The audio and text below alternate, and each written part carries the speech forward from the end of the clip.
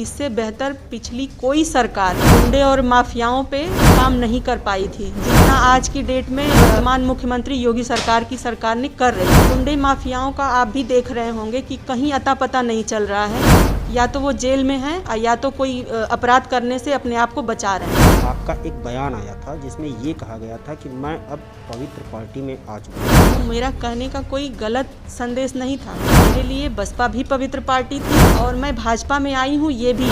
आप कितनी निष्ठा से अपनी पार्टी में रहते हैं और कितनी निष्ठा अपनी पार्टी के प्रति दिखाते हैं, इस पे मैंने कहा था। तो मेरी निष्ठा बसपा के साथ भी थी और मेरी निष्ठा बीजेपी के भी साथ। विश्वविद्यालय सरकार ने दिया है तो उस पर कोई वोट बैंक साधने की राजनीति नहीं है। नमस्कार, मैं इस वक्त मौजूद हूँ सगड़ी विधायक वंदना सिंह के साथ। कुछ विषयों पर मैं उनसे चर्चा करूँगा और उनसे बात करूँगा। देखते हैं विधायक जी क्या कहती हैं और क्या बताती हैं। बहुत बहुत स्वागत है आपका हमारे चैनल में। मैं सबसे पहले विधायक जी ये जानना चाहता हूँ कि भारतीय जनता पार्टी में आकर के आप क्या महसूस कर रही हैं? देखिए, सबसे पहले आपका बहुत बहुत धन्यवाद। और भारतीय जनता पार्टी में आने के बाद मुझे काफ़ी खुशी हो रही है, क्योंकि इनकी नीतियाँ और इनकी सोच मुझे बहुत प्रभावित करती है। 2022 के विधानसभा चुनाव को लेकर के तैयारी कैसी चल रही है आपकी? देखिए, हम कोई नया नहीं है। जो पहले हम 2017 से जो है विधानसभा बार हम निकलते हैं और गाँव में जाते हैं। समय पिछली बार मेरे पास बहुत था, क्योंकि मेरा टिकट जो है पहले कंफर्म था, तो डोर टू डोर हम लोग जाने का काम किए थे।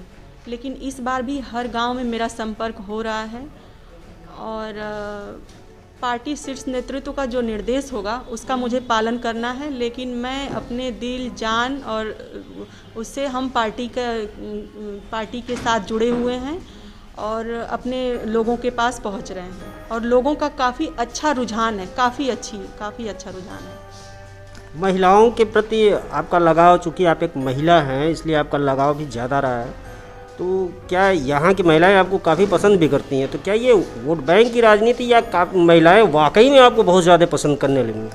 देखिए, वोट बैंक की राजनीति नहीं है। हर जाति, हर वर्ग के जो महिलाएं हैं, और महिलाओं में चाहे मेरे व्यवहार पे आप ले लीजिए, चाहे जो भी ले लीजिए, उनकी बात को सुनना, उनके दर्द को समझना अगर कोई करता है तो वो उनके साथ हो जाती हैं। बाकी यही कारण है और कोई कारण नहीं है। और ये भी सच्चाई है कि महिलाएं मेरे साथ जुड़ी हैं। ये एक आपके ही क्षेत्र में पड़ता है देवारा इलाका। काफ़ी परेशानियों में वहाँ के लोग जूझते हैं। आपके द्वारा देवारांचल में पिछले 5 सालों में क्या विकास किया गया है, ये हमारे दर्शकों को बताएं। देखिए, देवारे में जो है जब बारिश का मौसम आता है तो काफ़ी समस्याएं वहाँ पे होती हैं और उसके लिए हम लोगों ने रिंग बांध के लिए मांग की थी। वो बनाने के लिए सरकार से पैसा भी आ गया था, लेकिन उसमें विभागीय लापरवाही के कारण वो रिंग बांध बनते बनते बह गया और उसका आज तक कुछ अता पता नहीं चला। न सरकार उसका जवाब दे पाई ढंग से और न तो विभागीय लापरवाही बता पाए, वो लोग भी बता पाए। तो इसके वजह से फिर मैंने माननीय मंत्री जी से मिलके उनको कहा, बताया कि ऐसे ऐसे हो गया है और वहाँ की जनता को काफ़ी परेशानी है। तो उन्होंने मुझे आश्वासन दिया कि इस बार तो जो हो गया सो हो गया, लेकिन मैं उसके लिए फिर दोबारा उसके लिए पैसा दूंगा और वहाँ पे रिंग बांध बनेगा। आजमगढ़ में विश्वविद्यालय की स्थापना चुनाव के पहले और फिर उसके बाद जो है क्या आजमगढ़ को वाकई में शिक्षा के क्षेत्र में ले जाना आगे, ये सोच है या फिर यह है एक चुनावी राजनीति? देखिए, चुनावी राजनीति नहीं। आजमगढ़ के लोग बहुत दिनों से विश्वविद्यालय की मांग कर रहे थे, लेकिन कोई सरकार उस पर गंभीर नहीं हुई। चाहे वो बसपा की सरकार रही हो, चाहे वो सपा की सरकार रही हो या पहले कांग्रेस रही हो, किसी ने उस पर गंभीरता से नहीं सोचा और लोग इसके लिए प्रयत्नशील बहुत समय से थे। बल्कि हम लोगों को भी एक पत्र द्वारा उन लोगों ने मुझे दिया कि आप सदन में लगाएंगी तो सरकार संज्ञान लेगी और विश्वविद्यालय यहाँ पे बनेगा। क्योंकि यहाँ से जौनपुर हम लोगों के यहाँ के बच्चे अपनी डिग्रियाँ लेने जाते थे। तो अगर विश्वविद्यालय सरकार ने दिया है तो उस पर कोई वोट बैंक साधने की राजनीति नहीं है। यहाँ के लोगों का भला होगा, यहाँ के बच्चों की शिक्षा में बढ़ोतरी होगी। हम तो यही कहना चाहेंगे। क्या लगता है उत्तर प्रदेश में गुंडा राज से कहाँ तक मुक्ति मिल पाई है? कुछ कानून व्यवस्था का राज चला है, तो उत्तर प्रदेश में कैसे आम जनता कितनी सुरक्षित अपने आप को महसूस कर पा रही है? देखिए, आप लोगों के बीच में जाएंगे तो इससे बेहतर लोग यही बताएंगे कि इससे बेहतर पिछली कोई सरकार गुंडे और माफियाओं पे काम नहीं कर पाई थी जितना आज की डेट में वर्तमान मुख्यमंत्री योगी सरकार की सरकार ने कर रही है।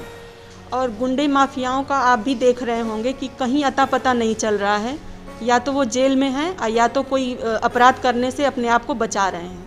आप इसके पहले बहुजन समाजवादी पार्टी में थी, उसके बाद जो है जब आपने भारतीय जनता पार्टी को ज्वाइन किया तो उसके बाद आपका एक बयान आया था जिसमें ये कहा गया था कि मैं अब पवित्र पार्टी में आ चुकी हूँ। इस पर काफ़ी लोगों ने अपनी तीखी प्रतिक्रिया व्यक्त की है। मैं उस चीज़ को साफ करना चाहता हूँ कि आपने क्या सोच के ऐसा कहा था, वो है। देखिए, मेरा कहने का जो मतलब था कि मैं एक बीजेपी एक पवित्र पार्टी या परिवार कह लीजिए कि मैं उसमें शामिल हुई हूँ। मेरा कहने का कोई गलत संदेश नहीं था। मेरे लिए बसपा भी पवित्र पार्टी थी और मैं भाजपा में आई हूँ। ये भी आप कितनी निष्ठा से अपनी पार्टी में रहते हैं और कितनी निष्ठा अपनी पार्टी के प्रति दिखाते हैं, इस पे मैंने कहा था। तो मेरी निष्ठा बसपा के साथ भी थी और मेरी निष्ठा बीजेपी के भी साथ है। मेरा कहने का बस यही तात्पर्य था। बीजेपी की जन विश्वास यात्रा का अनुभव आपका कैसा रहा? बहुत अच्छा रहा। लोग उसमें काफ़ी, जिनको नहीं भी बुलाया गया था वो भी शामिल हुए थे।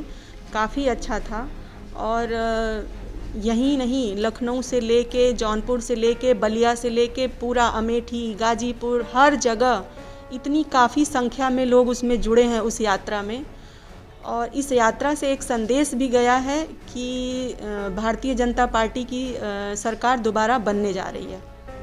वर्तमान में कोरोना के केसेस बहुत ज़्यादा बढ़ रहे हैं, इस पर आपकी तरफ से क्या आम जनता के लिए क्या रहेगा और सरकार इस पर कितनी गंभीर है? देखिए, सरकार गंभीर हो गई है क्योंकि प्रतिदिन कोरोना के केसेस बढ़ रहे हैं और इसमें सरकार ने अपनी बड़ी बड़ी रैलियों को रद्द कर दिया है। और मैं तो अपने लोगों से और पूरे ज़िले के, पूरे प्रदेश के लोगों से अपील करना चाहूँगी कि जिससे आपका बचाव हो रहा है, मास्क आप ज़रूर लगाएं, आप अपने हाथों को सैनिटाइज करते रहें और थोड़ा लोगों से दूरी बना के रहें, क्योंकि माहौल अब चुनावी आ गया। चुनाव तो होने ही वाला है, ये तो टलने वाला है नहीं। लेकिन हम जितना अपने आप को बचा पाएँ ये हमारे लिए बेहतर होगा। हो रही रैलियों पर सरकार को लेना है फैसला, लेकिन इन रैलियों को देखते हुए और कोरोना के केसेस को देखते हुए आपकी क्या सोच है? देखिए, हमको यहाँ तक है कि अब बड़ी रैलियाँ नहीं होंगी, उसमें संख्या निर्धारित कर दी जाएंगी कि इतने ही लोग रहेंगे और छोटी छोटी जनसभाएं करेंगे ये लोग, बड़ी सभा तो नहीं करेंगे। यहाँ सगड़ी में 2022 का विधानसभा चुनाव होने वाला है, तमाम लोग लगे हुए हैं। इस बार क्या लगता है कि चूँकि आप भारतीय जनता पार्टी से अब यहाँ आ गई हैं, तो क्या लगता है कि कैसे रहेगी लड़ाई यहाँ की सगड़ी की? देखिए, लड़ाई हर जगह लड़ाई होती है, चाहे वो जिस दल से भी रहे। तो और लोगों का भी टिकट मांगने का एक हक होता है और सबको आज़ादी होती है, सब मांग सकते हैं। लेकिन जिनको मिलेगा, जिनके बीच मुकाबला होगा, वो सामने आएगा। सगड़ी की जनता से क्या अपील रहेगी आपकी? सगड़ी की जनता से यही अपील रहेगी कि बीजेपी पार्टी से कोई कैंडिडेट आता है, हम आते हैं, कोई भी आता है, आप उनके साथ होइए और भारतीय जनता पार्टी की सरकार दोबारा बनाइए। तो ये आपने देखा, ये सगड़ी विधायक वंदना सिंह थी, उनसे हमारी कुछ विषयों पर बात हुई है। आगे फिर जैसे जैसे चुनाव नज़दीक आता है और लोगों की मांग बढ़ेगी, वैसे मैं फिर विधायक जी से बात करूंगा और भी सवालों का जवाब लिया जाएगा। लेकिन तब तक के लिए मुझे दीजिए इजाज़त। मैं हूं वीर सिंह, देखते रहिए समाचार इंडिया लाइव।